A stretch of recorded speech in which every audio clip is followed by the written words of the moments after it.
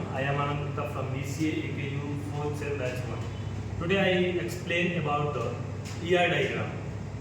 ER diagram. Firstly, we know about the what is ER diagram.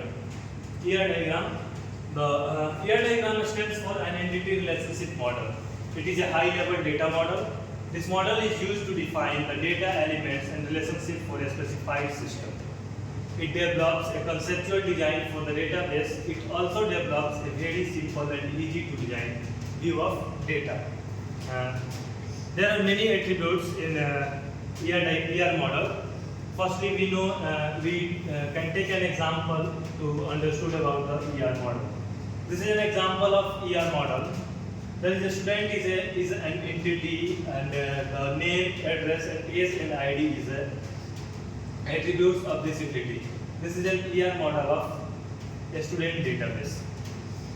Now we can see that the component of ER diagram. The first component of ER diagram is entity, and second is attribute, and third is relationship. Now we can see that the one by one. First one is entity. What is entity? An entity may be any object, class, person, or place. Entity may be any object, class, person, or place. It means Patna is also an entity. This bench is also an entity. This board is also an entity. In the ER diagram, an entity represents by the rectangles. Now we can take an example of entity. This is an example of entity. Consider an organization as an example.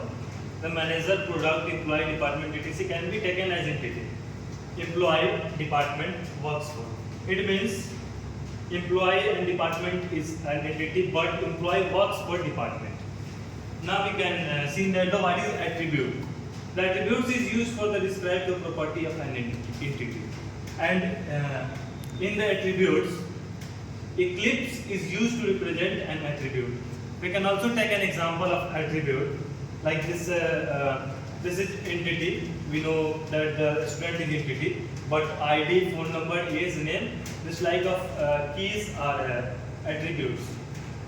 Now we can see that what is relationship. The third attribute, third property of ER model, relationship. We can understood the relationship. A relationship is used to describe the relation between entities. Diamond or rhombus is used to represent the relationship. It means we also know that the relationship is used to describe the relation of between two entities or more entities. We also know about there are four types of relationship. The first one is one-to-one relationship, one-to-many relationship, many-to-one relationship, and many-to-many relationship.